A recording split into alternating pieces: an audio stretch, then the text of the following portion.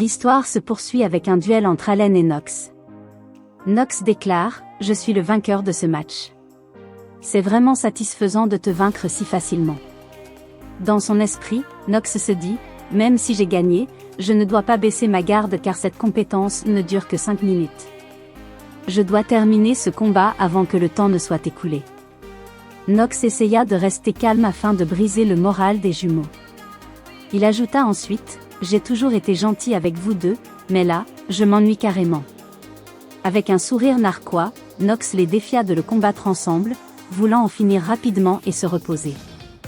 Les jumeaux furent déconcertés, leur confiance ébranlée par la nouvelle arrogance de Nox. Nox demanda à son père la permission de les combattre tous les deux simultanément. Toutes les personnes présentes furent choquées, car elles savaient que le plus jeune de la fratrie avait une faible constitution. Même si Nox parvenait à repousser et à attaquer Allen, il lui serait difficile de combattre deux adversaires à la fois. Son père se contenta de sourire, se disant que le cadet avait changé d'état d'esprit et qu'il cachait quelque chose. Sans hésiter, il autorisa Nox à combattre ses deux frères et sœurs. Bien que sa femme s'y opposât, elle ne put rien faire car la parole du chef de famille était sans appel. Le match reprit et les jumeaux se préparèrent avec leurs armes. Alors que Nox leur souriait, ils s'écrièrent « Ce salaud ose nous rabaisser et nous ridiculiser devant père. » Avec des mouvements rapides, ils attaquèrent ensemble en utilisant leur technique d'épée maîtrisée. Mais quelle que soit la vitesse à laquelle ils se déplaçaient, Nox pouvait toujours parer leurs coups. Allen ordonna à son frère d'encadrer Nox et de le piéger. Soudain, une notification apparut, indiquant que la compétence d'épée de Nox avait augmenté grâce à une compétence spéciale qui ralentissait le temps. Nox sourit, c'est génial.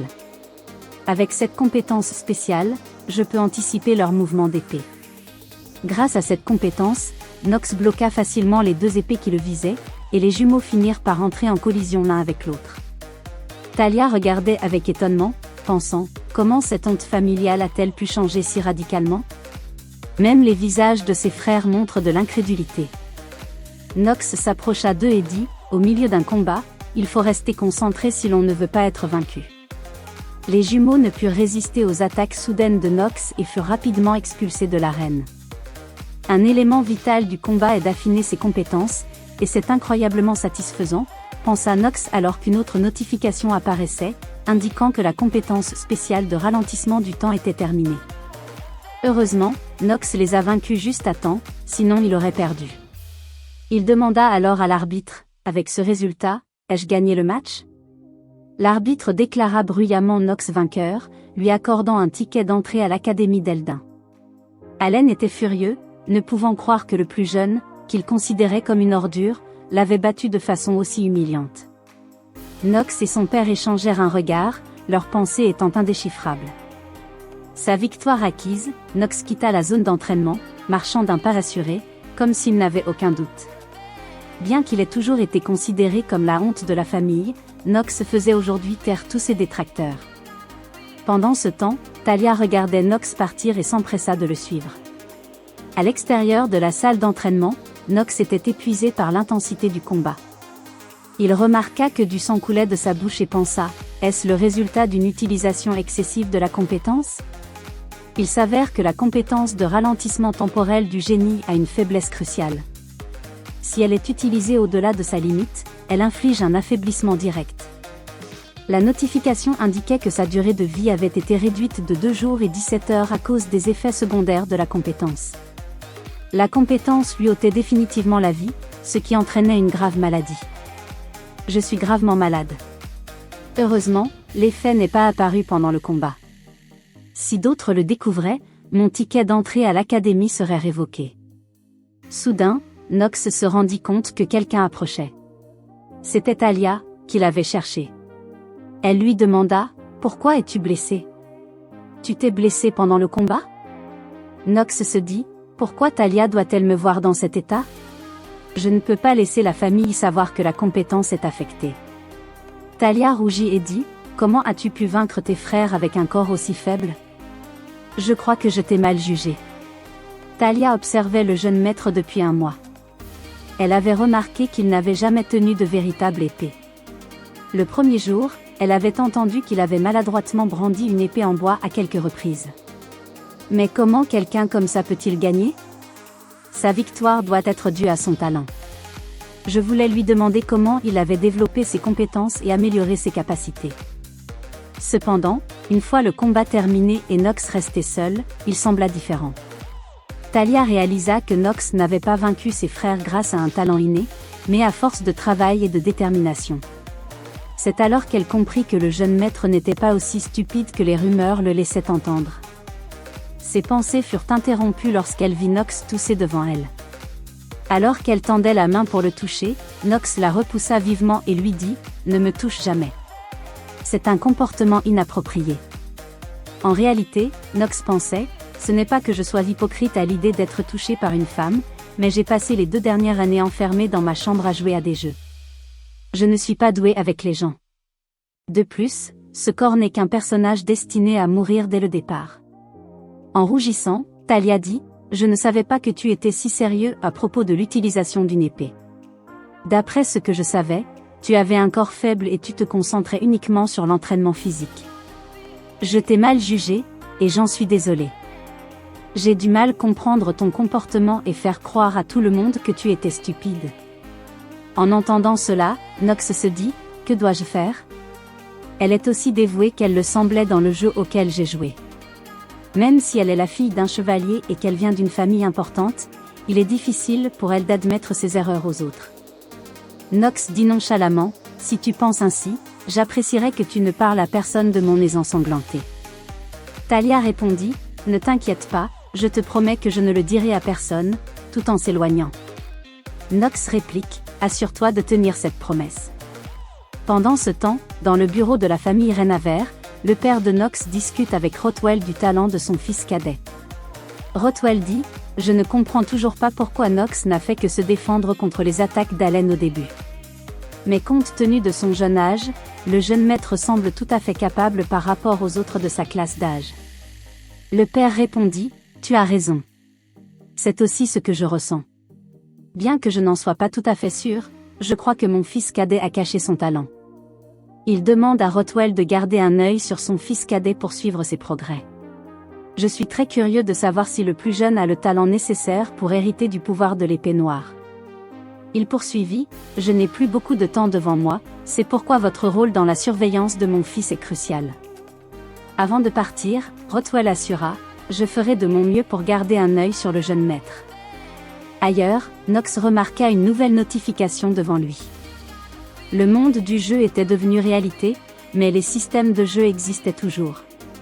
La notification disait « Si Nox termine un quiz de tutorat, il recevra 3 tickets pour améliorer gratuitement les statistiques de son personnage. » C'est parfait. J'ai couru pendant 2 mois juste pour augmenter mon endurance au niveau 2. Ils auraient dû me donner quelque chose comme ça dès le début, mais l'endurance n'est pas ce que je veux améliorer pour l'instant. Je veux augmenter le niveau de chance du personnage. La raison en est simple, la chance ne peut pas être augmentée uniquement par l'effort. Dans ce jeu, la valeur de la chance était plus importante que les autres. Nox décida de tester sa chance accrue en ouvrant les récompenses qu'il avait reçues. Bien sûr, il obtint instantanément le privilège de répondre 27 fois à des quiz spéciaux. Il reçut également un ticket aléatoire pour un gacha de compétences à usage unique.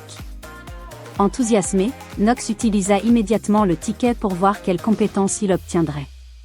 La machine à gacha est apparue devant lui, ce qui l'a rendu nerveux car c'était la première fois qu'il la voyait en personne. En faisant tourner la machine, Nox se dit, en maximisant la chance du personnage, j'ai 95% de chance d'obtenir une compétence de niveau moyen, si j'ai de la chance, une compétence de niveau supérieur. La machine aléatoire contenait plusieurs parchemins, gris, argent, or et arc-en-ciel, représentant chacun des niveaux différents. Après une courte attente, Nox reçut un parchemin d'or. Il l'ouvrit avec impatience et fut surpris de constater qu'il avait obtenu une compétence de premier rang. Cette compétence pouvait réduire le statut d'un autre joueur de 20%, mais elle n'était utile que contre les adversaires d'un niveau supérieur. Nox était très satisfait de sa nouvelle compétence. Cependant, comme il lui restait encore des opportunités, il décida d'utiliser les tickets restants. J'ai obtenu la compétence que je voulais, mais j'ai aussi besoin d'une des pièces cachées que la famille Renaver peut obtenir. Pour l'obtenir, je vais devoir continuer à essayer car j'ai vraiment besoin de cette compétence. Nox se souvint que Théo Renaver allait bientôt réunir tous les membres de la fratrie ici, et que cette compétence serait utile. Il se rappela également que Garand, qui avait été diplômé de l'Académie d'Eldin et était maintenant chevalier, devait être sur le chemin du retour. Garand von Renaver était le deuxième fils de la famille Renaver. Nox se dit, si je n'ai pas à craindre que Thalia sache que je suis blessé parce qu'elle n'est pas du genre à rompre sa promesse, il n'y a aucune raison pour qu'elle m'approche à nouveau. Cependant, le lendemain, les choses ne se sont pas passées comme il l'avait prévu. Thalia s'approcha encore de lui. Nox dit avec désinvolture, je croyais que notre problème était réglé depuis hier. Que attends-tu de moi maintenant ? Thalia semblait un peu gênée, car elle avait du mal à exprimer ses véritables intentions. Finalement, incapable de se retenir plus longtemps, elle dit courageusement, « S'il te plaît, dis-moi comment devenir aussi fort que tu l'as fait si rapidement. Je vous supplie de m'apprendre à devenir plus forte. » Après une courte pause, Nox dit, « Alors que je m'entraînais depuis un mois, j'ai réalisé que tu observais ce que je faisais. » Thalia fut choquée, ne s'attendant pas à ce que son fils cadet soit au courant de ses actions. Elle le suivit rapidement, suppliant Nox de lui apprendre à s'entraîner, même si ce n'était que pour un seul combat. Dans son esprit, Nox pensa, je sais que Thalia est un personnage qui cherche la reconnaissance de sa sœur. Nox répondit avec désinvolture, avant de poser cette question ou même de penser à comment t'entraîner pour devenir plus forte, tu devrais d'abord considérer les capacités que tu as déjà. Voyant le silence stupéfait de Thalia, Nox pensa, je crois que j'ai été trop dur avec elle et que j'ai dit ce qu'il ne fallait pas, car je ne suis pas doué avec les gens. Il poursuivit, il vaut mieux ne pas se comparer aux autres, même s'il s'agit de tes frères et sœurs, car c'est un exercice futile. Après avoir dit cela, Nox quitta précipitamment Thalia, qui restait là à l'observer.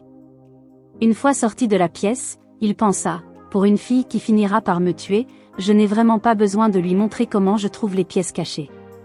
Peu de temps après, Nox arriva à un endroit où son père et ses deux frères l'attendaient. C'était le meilleur endroit du continent, réputé pour élever des chevaux célèbres, les écuries de la famille Renaver. Une fois qu'ils furent tous rassemblés dans les écuries, son père dit, « J'espère que vous savez pourquoi je vous ai fait venir ici aujourd'hui. Vous allez chacun choisir un cheval qui vous accompagnera toute votre vie. » En entendant cela, Nox se dit, « Je Y attendais. S'il nous donne des chevaux, dans ce jeu, tout le monde sait que les chevaux sont les animaux les plus sacrés. Que tu veuilles devenir chevalier ou sorcier, tu dois choisir un cheval pendant que tu es encore jeune. Le cheval sera votre compagnon pour la vie. Même l'Académie d'Eldin enseigne l'équitation séparément. Il y a beaucoup de grandes batailles dans la seconde moitié du jeu, donc si votre cheval meurt, vous devrez en élever un autre depuis le début. De plus, les compétences de téléportation sont très chères, ce qui rend les chevaux essentiels pour le transport. C'est pourquoi je dois choisir le meilleur cheval. » Soudain, Nox fut surpris de voir son père lui ordonner de choisir en premier, en tant que vainqueur du combat, il aurait une chance de choisir le meilleur cheval. Confiant, Nox s'avança dans l'écurie. Son père sourit, curieux de voir quel cheval son fils cadet choisirait. Nox se promena, observant tous les chevaux. Il se dit, tous les chevaux ici sont excellents, mais il m'en faut un qui me convienne. C'est alors qu'il aperçut un cheval d'une couleur différente des autres. Nox se précipita vers lui en souriant, « J'ai décidé de prendre ce cheval. » Tout le monde fut choqué par son choix. Même si son père avait dit qu'il ne donnerait qu'une seule chance, il offrait à son fils cadet une autre occasion de choisir un cheval différent. En entendant cela, Nox pensa, « Mon père me donne une autre chance. Ils doivent considérer mon choix comme un échec. Mais mes yeux perçants me disent que ce cheval a un niveau très élevé. » En fait, la plupart des animaux sont divisés en plusieurs niveaux. Au fur et à mesure qu'ils grandissent, leurs propriétaires peuvent les faire évoluer vers des niveaux plus élevés. En d'autres termes, je peux essayer d'élever ce cheval au plus haut niveau. De plus, il s'agit d'un cheval d'obsidienne, c'est-à-dire de pierre noire, le plus précieux d'entre eux. D'un air narquois, Nox pensa, s'il l'avait su, le chef de famille l'aurait pris en premier. Bien que le cheval ne soit pas très bon maintenant parce qu'il est encore faible, à bien des égards, c'est plus gênant que la grave maladie dont j'ai souffert. Avec fermeté et assurance, Nox dit, je ne changerai pas ma décision. Je prendrai toujours ce cheval. Il murmura, avec mes connaissances, je le sauverai et j'en ferai le meilleur cheval. De l'autre côté, son père était furieux. Il se dit, pourquoi ce garçon a-t-il fait le mauvais choix? Se reconnaît-il dans ce cheval faible? En fin de compte, ce n'est qu'un garçon faible attiré par la compassion. Il me déçoit beaucoup. Avant de partir, son père lui dit carrément, j'espère que tu ne regretteras pas ton choix. Après avoir dit cela, il partit, ignorant ses jumeaux qui ne cessaient de l'appeler. En regardant son père partir, Nox se dit, mon choix lui déplaît-il? Mais je n'ai pas à m'en préoccuper. C'est alors que Rothwell s'approcha de lui et lui demanda de nommer le cheval qu'il venait de choisir. Après avoir réfléchi, Nox décida d'appeler le cheval Karel. C'était le nom qu'il utilisait toujours après avoir terminé le jeu, et il signifiait beaucoup pour lui. Peu de temps après, Nox emmena le cheval dans sa chambre. Il se dit, d'abord, je ne dois laisser personne voir ce que je vais faire. Il a regardé le cheval dans les yeux et a dit, ce ne sont pas les yeux de quelqu'un qui abandonne la vie. Ses yeux sont comme les miens, toujours en train de se battre pour survivre.